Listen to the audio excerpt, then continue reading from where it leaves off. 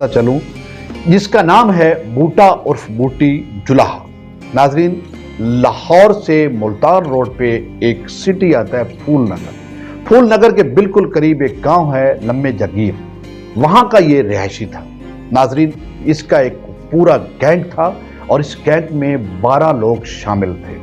नाजरीन, चूंकि ये मुल्तान रोड के बिल्कुल ऊपर रहता था और लाहौर से मुल्तान तक जितनी भी फैक्ट्रीज थी उनके मालकान को ये अगवा करता, क्योंकि इसका जो पेशा था वो था डकैती, अगवा बराए तावान और कत्ल जैसी संगीन और भी वारदातों में ये मुलव्विस था। नाजरीन, मुल्तान रोड पर एक फैक्ट्री थी जिसके मालिक का नाम था काशिफ मलिक। ये काशिफ मलिक और उसके कैशियर को अगवा करता है और 5 लाख तावान तलब करता है। जब उसे 5 लाख नहीं मिलता तो वो काशिफ मलिक और उसके कैशियर को कत्ल करके उनकी लाशें फेंक देता है। पुलिस हरकत में आती है और एक जगह पे उनका मुकाबला होता है। नाजरीन, उस पुलिस मुकाबले में फायरिंग होती है, आमने सामने फायरिंग होती है। वो पुलिस पे फायरिंग करता है और पुलिस जवाबी कार्रवाई करते हुए उस पे फायरिंग करती है। कुछ देर ये सिलसिला चलता रहता है। इस सिलसिले के दौरान नाजरीन, ये बूटी जख्मी होता है, इसका साथी भी जख्मी होता है। इधर पुलिस के जो एसएचओ थे और कुछ कांस्टेबलान थे वो भी जख्मी हो जाते हैं और आखिरकार ये बूटी पकड़ा जाता है। नाजरीन, पुलिस इसे गिरफ्तार करती है। गिरफ्तारी के बाद इसे कसूर जेल भेज दिया जाता है। वहां पर इसे मुख्तलिफ मुकदमात पर, चूंकि इस पर 50 से ज्यादा कत्ल, डकैती, अगवा बराए तावान के संगीन मुकदमात थे, इस पर अदालत में ट्रायल शुरू हो जाता है। नाजरीन, इस दौरे कत्ल में, काशिफ मलिक और उसके कैशियर के कत्ल में, जज साहब इसे 2 दफा सजाए मौत सुनाते हैं और उसकी 2 दफा फांसी की तारीख भी अनाउंस कर दी जाती है। नाजरीन, जब इसे मालूम होता है कि इसकी मौत बिल्कुल करीब से करीब आती जा रही है और वो दिन इसको नजर आता है कि इस दिन मैंने मरना है, तो ये नाजरीन अपने शैतानी दिमाग को इस्तेमाल करते हुए एक प्लान बनाता है। वो प्लान क्या था मैं आपको बताता हूं। ये अपने जो साथी थे उनको जेल में बुलाता है मुलाकात के लिए और इसने जो प्लान बनाया होता है वो उसे सुनाता है। उन सबको बताता है कि मैंने यहां से फरार होना है, मैंने मरना नहीं है, तो मैंने ये प्लान बनाया। इस प्लान के तहत हमने यहां से जाना और आपने हमें छुड़ाना। नाजरीन, कुछ अरसे के बाद पुलिस इसे सेशन जज कसूर की अदालत में पेश करने के लिए लाती है। पेशी के बाद जब ये वापस आता है, नाजरीन गर्मी का मौसम था, शदीद गर्मी थी और ये बेहोश हो जाता है, जमीन पर गिर जाता है। करीब से 2-4 लोग और भी आ जाते हैं। वो उसे कहते हैं कि भाई इन्हें पानी पिलाओ, ये मर जाएगा। तो वहां से 2 कांस्टेबल दौड़ते हैं पानी के लिए और एक एएसआई और 2 सिपाही वहां पे मौजूद थे। एएसआई साजिद, सिपाही मकबूल और अकरम वहां पे मौजूद थे। इतने में जब वो 2 लोग उसे देखते हैं कि 2 सिपाही चले गए और ये 3 रह गए हैं, तो जो मशवरा देने वाले थे कि जाओ पानी ले आओ भाई ये मर जाएगा, वो असल में उसके साथी थे और ये ड्रामा कर रहा था।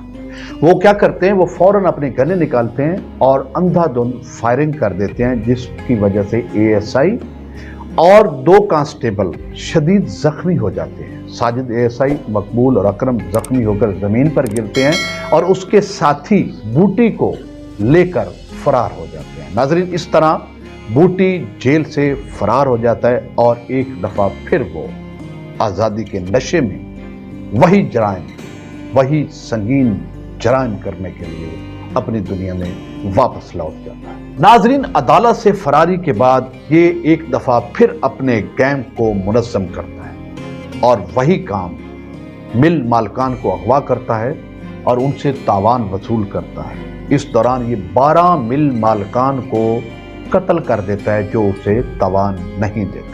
नाजरीन, इसकी दरिंदगी का आलम देखें कि अपना खौफ तारी करने के लिए ये जिस भी मिल मालिक को कत्ल करता उसकी लाश या तो उसके घर के सामने फेंकता या फिर उसकी फैक्ट्री के सामने फैलता। नाजरीन, इससे जितने भी मिल मालकान थे उनके सर पर यह खौफ की तरह हमेशा मंडलाने लगता। नाज़रीन, इसकी दहशत को देखते हुए अक्सर मिल मालकान उसे तावान दे देते।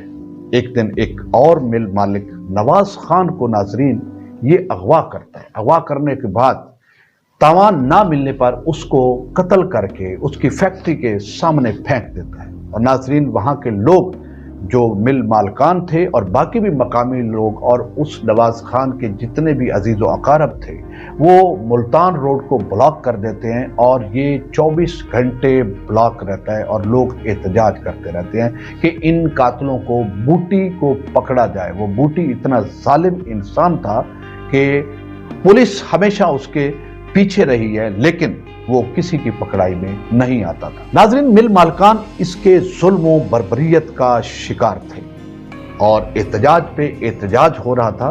मीडिया भी बहुत एहतजाज कर रहा था कि इसको गिरफ्तार किया जाए। पुलिस की बहुत सी टीमें बनी हुई थी मुख्तलिफ अजला में, उकाड़ा, साहिवाल, लाहौर और तमाम मुल्तान और लाहौर के रास्ते में जितने बड़े सिटीज आते हैं उनकी पुलिस हरकत में थी, क्योंकि इसको गिरफ्तार करना था और ये गिरफ्तारी नहीं दे रहा था।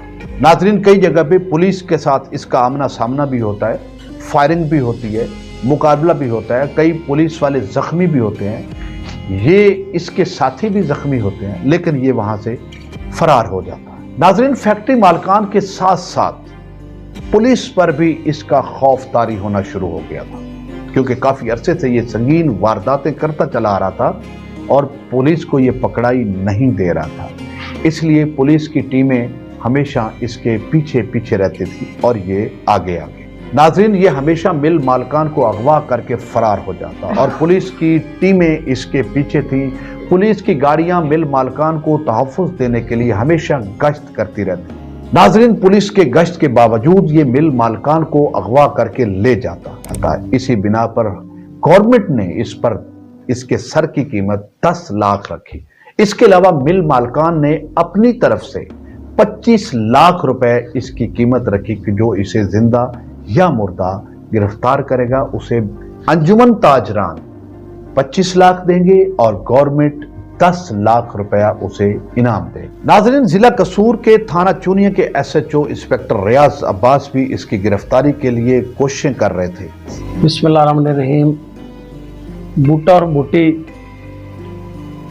ख़ास तौर पे ये फैक्ट्री मालकान को अगवा करता था, अगवा करके तवान लेता था और मुल्तान रोड पे बहुत सारी फैक्ट्रियों को इसने तवान ना देने पर मालकान को मार भी चुका था, कत्ल कर चुका था। तो इसने चूनिया के इलाके में भी 2 फैक्ट्री मालकान को अगवा किया और उनसे करोड़ों रुपए तवान लिया था। तो उसके बाद ये डेट थी मेरा ख्याल है 20/2006 को इसने हसन सादिक था उसका नाम, एक फैक्ट्री मालिक था। वो अपने बेटा को 7 साल का था, उसको छोड़ने के लिए जा रहा था तो इसने उनको अगवा कर लिया। अगवा करने के बाद उसे लेके जा रहा था और उसने तमाम 1 करोड़ रुपया तवान की डिमांड कर दी। उन्होंने तो नहीं बताया था लेकिन मुझे पता चल गया था कि इसने ये वकूआ मेरे इलाके में कर लिया है, तो हमने भी उसका पीछा करना शुरू कर दिया। ये मुझे इतला मिली कि ये भीम के रोड है एक, वहाँ पे आ रहा है, उसको मगवी साथ है, उसे किडनैप किया, अपने साथी इसके साथ हैं। तो हमने इसके लिए नाकाबंदी कर दी। डेंजरस और ख़तरनाक रिश्तेदारी था। पहले भी कई मर्डर में जेल में रहा था और कई पुलिस अफसर को भी जख्मी और कर चुका था। और वैसे भी हमने वैसे भी ख़तरनाक तरीन रिश्तेदारी था। हमने अपने आप को सेव करते हुए नाकाबंदी की। नाकाबंदी करके तो इसने हमें देखते ही हम पर फायरिंग शुरू कर दी। हमने भी जवाबी फायरिंग की। हम चूँकि गाड़ी थी, गाड़ी में महुए भी था, ये भी था, तो हमें ये भी खतरा था कि मगवी ना उसको उनको ना नुकसान पहुँचे। बहरहाल वो टायर शायर लगे तो रुक गई गाड़ी और ये इनको मगवियों को साथ ही कमाद की फसल थी, बहुत बड़ा बड़ा कमाद था 6-7 फुट का और काफ़ी घना था, उसमें इसके साथी और ये सारे चले गए थे। अब चूंकि ये कमाद में चले गए थे, हम बाहर हो गए थे, तो कमाद में एक किस्म का इन्हें तहफ़्फ़ुज़ भी मिल गया था और अंदर से शदीद फायरिंग कर रहे थे। ये टाइम होगा मेरा ख्याल है कोई 10-11 बजे के जब ये मुकाबला शुरू हुआ था। फिर ये मुकाबला होता रहा, आमने सामने हमारी फायरिंग चलती रही। उस टाइम थे कैप्टन मुबीन साहब, अल्लाह ताला उन्हें जन्नत में आला मकाम दे। वो मेरे उस टाइम SSP थे वो, और अली मोहसन साहब थे SSP इन्वेस्टिगेशन, वो भी आ गए थे। बाकी भी सारे अफसरान, बल्कि मीडिया भी काफ़ी, तो प्रेस वाले भी वहाँ पे सारे, और लोग तो बहुत ज़्यादा थे ना, गांव के गांव देख रहे थे। हम आमने सामना हमारी फायरिंग हो रही। शाम के तकरीबन मेरा ख्याल है उस टाइम 5 बज गए थे। हाँ, उस टाइम एक काम बड़ा ख़तरनाक हो गया था कि अगर हम उसको वेट करते ना, तो वो चाहता था कि और लेट करें तो अंधेरा हो जाए, अंधेरा होने के बाद भाग जाता। तो वो हम नहीं चाहते थे कि वो भागे, तो हमने चारों तरफ से, क्योंकि नफरी भी माशाल्लाह काफ़ी आ गई थी, अलीट के जवान काफ़ी मेरे यानी कि दिलेर बहादुर मेरे साथ थे। फिर हमने सोचा कि हमने कमाद में एंट्री करते हैं, क्योंकि अंधेरा हो गया, अंधेरे होने के बाद इसका भाग जाने का यानी कि चांस ज़्यादा था। तो फिर दुआ करके अल्लाह ताला ने हमें मदद करना, मैं अपने लीड के जवान, और वहाँ पे हम एंट्री की कमाद में। हम फायरिंग करते देखा तो पहले, क्योंकि वही मैंने आपको बताया ना कि हमें भी एक खतरा था कि मगवी ना यानी कि मारा जाए, और बच्चा भी उसके साथ है। तो उसके बाद हम ना जब हम एंटर होते हैं तो आगे जाके यानी कि हमने चारों तरफ से इस तरह की फायरिंग करते अपने आप को सेव करते हुए एंट्री कर देते हैं। एंट्री के बाद हमें आगे एक दरख्त के साथ वो मगवी भी और उसका बेटा भी बंधा हुआ मिल जाते हैं। हम उन्हें निकालते हैं। तो सबसे बड़ी तो ये हमारी ये कामयाबी हो जाती है कि अल्लाह ताला ने हमें कामयाबी दी कि ये दोनों हमने महफूज तरीके से निकाल लिए माशाल्लाह। ये ठीक है। उसके बाद फिर हमारी फायरिंग तो चलती रही, और फायरिंग का सिलसिला और बल्कि ज़्यादा शदीद हो गया। तो उससे पता चल गया कि अब तो ये इंटर भी हो गए हैं और मगवी भी ले गए हैं। तो उन्होंने ना जितनी शिद्दत से हम पे फायरिंग करते थे वो ना की। तो उस फायरिंग पे यानी कि ना उसमें एक ब्रेस्ट, जब एक नहीं बल्कि कई ब्रेस्ट आ रहे थे, तो वो फायर मैं आगे था, मेरे साथ एक दस्तगीर था। तो जब चारों तरफ से हम पे ब्रेस्ट आ रहे थे तो मुकाबला तो हम उसका कर रहे थे, अपने आप को हम महफूज करके भी, लेकिन वो एक इतना शदीद किस्म का उसने फायरिंग की हम पे कि मैं तो आगे था, मेरे साथ एक दाऊद था, एक दस्तगीर था, गुलाम दस्तगीर, या लीड के जवान थे। तो वो ब्रेस्ट आके सीधा लगा, मुझे भी लगा, मेरे ये सारा यानी कि ज़ख्मी हो गया मैं। तो गुलाम दस्तगीर को तो बल्कि ये सीने पे लग गया फायर, और दाऊद भी ज़ख्मी हो गया। बल्कि इसमें कोई राहगीर भी जख्मी, जो बाहर देख रहे थे लोगों को हमने कहा था यार एहतियात करना, अंदर ना आना और फायर आप पे लग सकते हैं। तो वो राहगीर भी जो वहाँ पे यानी कि जाती थे वो भी ज़ख्मी हो गया कई। तो अल्लाह ताला ने हमें महफूज रखा, यानी कि हम ज़ख्मी होने के बावजूद उसका मुकाबला करते रहे। और अल्हम्दुलिल्लाह कैप्टन मुबीन साहब बाहर दुआ भी दे रहे थे। उसके बाद हमारा मुकाबला अंदर काफ़ी था तो बहुत ख़तरनाक, ज़ख्मी भी हो गए थे, लेकिन फिर अल्लाह ताला ने हमें कामयाबी दी। मुसलमान की तरफ से फायरिंग तो रुकी है। तो उस रुकने के बाद एक मुलज़म देखा, बल्कि 3 ज़ख्मी हमें मिले, 3 वहाँ पे मुलज़म ज़ख्मी थे।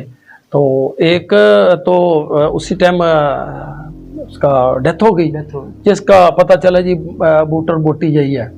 और एक यानी कि एक तुफैल था या एक और कुछ इसका नाम रज़ा शायद था।